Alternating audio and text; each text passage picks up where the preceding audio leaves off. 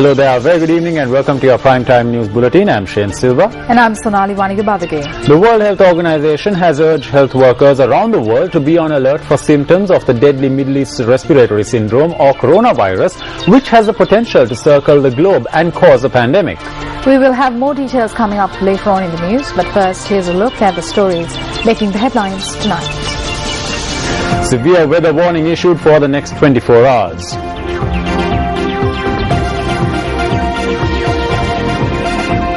Death toll from the inclement weather rises.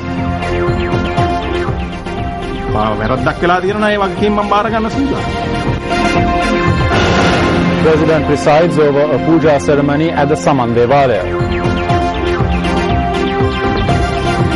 And the chairman of the Amlipitiya Pradeshya Sabha remanded once again. The Met Department issued a severe weather advisory valid for the next 24 hours.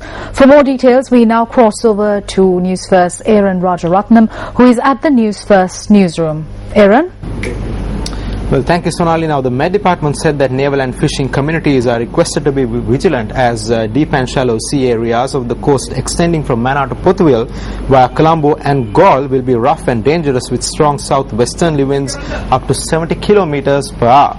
Now, in this satellite image you can see here on this website accuweather.com, you can see the approaching cloud formations. The Met Department has also said that showers will occur at times in the western, Sabaragamuwa, central and southern provinces and in the Puttalam and Kurunegala districts. Now, southwestern monsoon winds will be strengthened at times over the island, especially along the western slopes of the central hills. Back to you, Sonali. The Ministry of Fisheries says that the death toll from the recent inclement weather that was accompanied by strong winds has now risen to 47. The ministry added that a majority of the victims were residents of the Balapitiya area. 23 of the 47 fishermen who were killed were fishermen from Balapitiya. The Ministry of Fisheries said that 14 persons are still reported missing. Meanwhile, 22 fishermen are reported to have sustained injuries by the adverse weather. So far, 9 deaths have also been reported from Beruwala. A report issued by the Ministry of Fisheries states that 8 bodies were recovered from the Ratmalana and Moratuwa areas, while 5 more bodies were discovered from the Dehiwala and Mount Lavinia areas. B.R. Wanadeva, a resident from Mahavidya, Balapitiya, is a fisherman reported missing. A father of 4, he was 63 years old.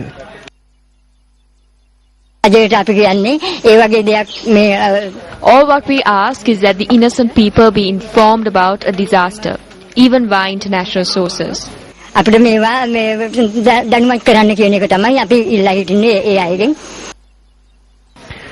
Meanwhile, the body that was washed ashore in the Ambalangoda beach has been placed in the Balapitiya hospital morgue.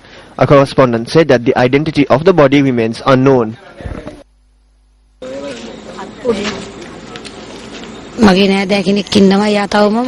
My relative is still missing.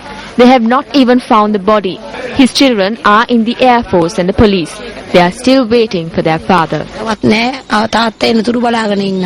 We looked into every possible place. He has 4 children and the youngest is only 3 months. The others are all small children. I hope they can somehow find out if these boats have been washed ashore somewhere else. The body of Anil Hanta from Gunananda Mawate in Mohotiwatta, Balapitiya has been placed at his residence. The funeral of K.D. Janaka Priyanta, whose body was washed ashore in the Madalkanda coast in Maggoda, took place today. Meanwhile, the funeral of 42-year-old Nihal Christopher from Puswalkanda, Magona, took place at the St. Mary's Church Cemetery.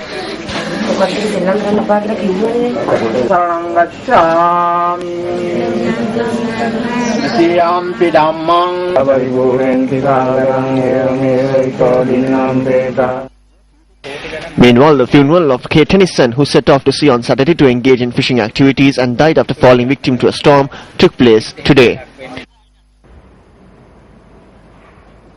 The police says that the body of a fisherman that was washed ashore on Marine Drive, Bamblapitiya, was discovered this morning. News First U reporter SW Puthuvi submitted this footage on the Discovery. The body has been identified to be of Ile Perumage Ajit, a resident of Fairline Road, Dehiwala. 40-year-old Ile Perumage Ajit was a father of 3.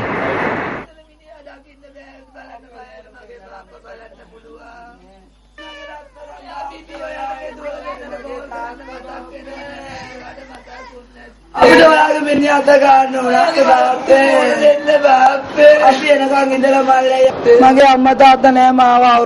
have no mother or father. He took care of me and my sister. If the Met Department did their duty, such a tragedy would not have happened. 5 bodies have been found so far from Dehiwala and Mount Lavinia. දවසේ මේ යාත්‍රා අඩි 18 19 යාත්‍රා වලට නැහැනේ කිසිම මේ සංවිධාන මාර්ගයක්. There is no communication equipment on board the 18 and 19-foot vessels. These people had cast off to sea and had got caught in the storm. The mistakes committed by the Met Department led to their deaths. Many equipment that are nets, engines and others have been destroyed. How are the families and boat owners going to survive? A boat premium ඒගොල්ලන් ජීවත් වෙන්නේ මොන ආකාරයෙන්ද? ඒක කවදාද මේ මිනිස්සුන්ට දෙන්නේ? මාගේ සමිතියේ දීවර සමාජිකයන් 68 දෙනෙක් ඉන්නවා. There are 68 members in my society. Their vessels and equipment have been destroyed. They are all registered fishermen. දේවල් මේ කුණාටුවෙන් විනාශ වෙලා තියෙනවා. ඔවුන් සියලු දෙනාම රජය ලියාපදිංචි වෙච්ච දීවරේ. The Department of Meteorology reiterated today that they had informed all necessary units regarding the extreme weather conditions that were experienced over the weekend. However, convening a media briefing once again today, the Acting Minister of Fisheries and Aquatic Resource Development charged that there was no proper warning issued regarding the extreme weather. We are a country in a temperate region and we are also surrounded by a large sea mass. Therefore, there is a difficulty in issuing forecasts. It is not a problem of technology or anything else. The primary cause is that it is difficult. Speaking further, S.R. Jayasekara said that it was decided following a meeting at the Department of Meteorology at 2 p.m. on the 7th that the extreme weather would adversely affect Sri Lanka. Finally, we saw that this would affect the island. When we met at 2 o'clock with the Director General, we arrived at a clear decision that this would affect us. Then we changed the forecast issued at 4 p.m. on the 7th. Notably, in this forecast, we mentioned various factors such as the fact that the wind speeds could hit up to 80 kilometers per hour and that the monsoon would become active. We sent this forecast to the relevant institutions.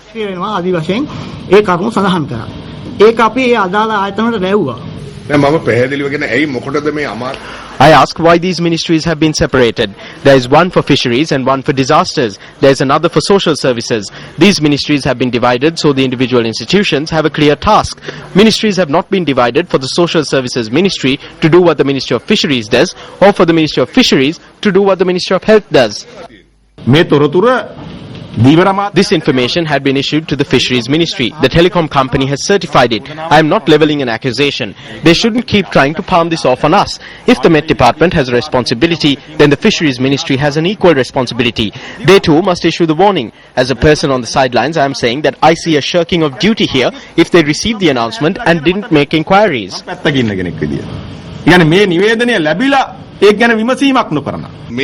All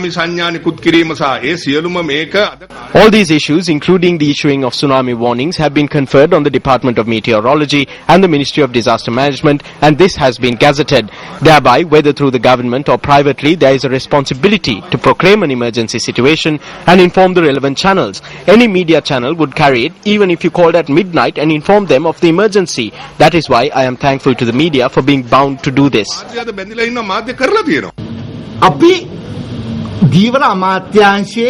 We informed the precautions unit of the Fisheries Ministry via fax. I do not know whether this was conveyed to the fisheries harbours by the Fisheries Ministry.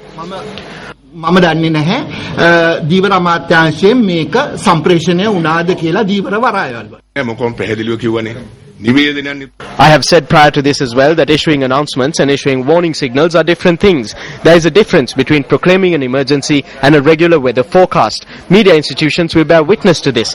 Tell me one media institution that was warned. The announcement says 80 kilometers per hour. What steps were taken by the Disaster Management Centre subsequently?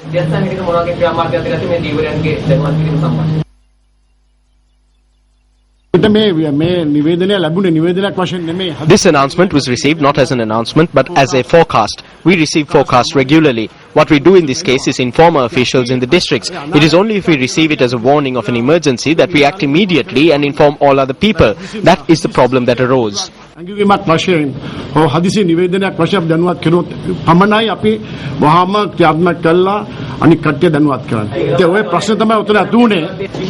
Disaster Management Centre is a specialised institution. An image of issuing warnings has been built around it. If this institution does not understand this announcement as one for which an emergency must be proclaimed, then how are we to understand it? A mistake has been made somewhere. Wind speeds of 80 km per hour is a serious situation. As the Honourable Minister said, it would have been better if we had taken this forward with more gravity. This situation could have been different. We must note that.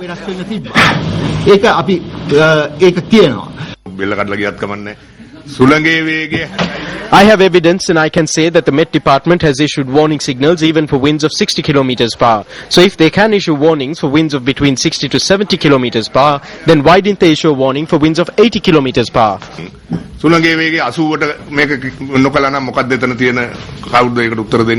I have a clear opinion. There is a committee and the committee is looking into this. If there has been a mistake on my part, then I am not like these other ministers. I do not need to remain here. I do not wish to cling to the position. If there has been a mistake, then I am ready to take up the responsibility. There is a committee and they will make submissions. I think there needs to be such a culture in this country. This has not happened in the past. There is nothing that I cannot leave behind. I do not cling to positions to get vehicles. There is not much value in ministerial positions. Human life is more valuable. Journalists questioned the minister on a statement he made in 2011 to the effect that he would provide proper resources and strengthen the Department of Meteorology. I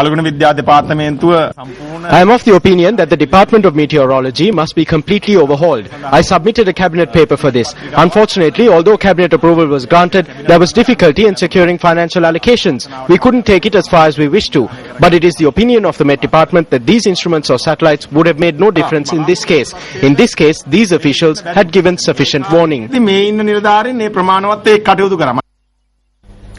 Local United National Party politicians who visited the fisheries community in Balapitia that was affected by severe weather conditions recently were met with public protest.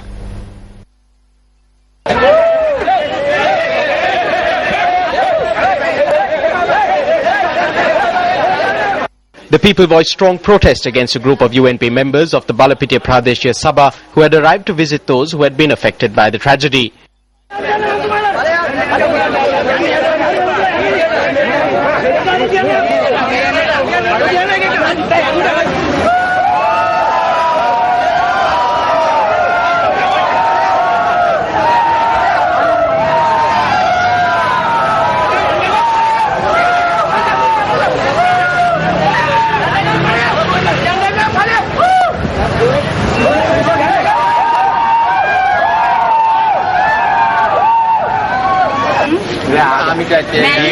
Meanwhile, UNP leader Ranil Wickremesinghe was also seen visiting families that were affected by this tragedy.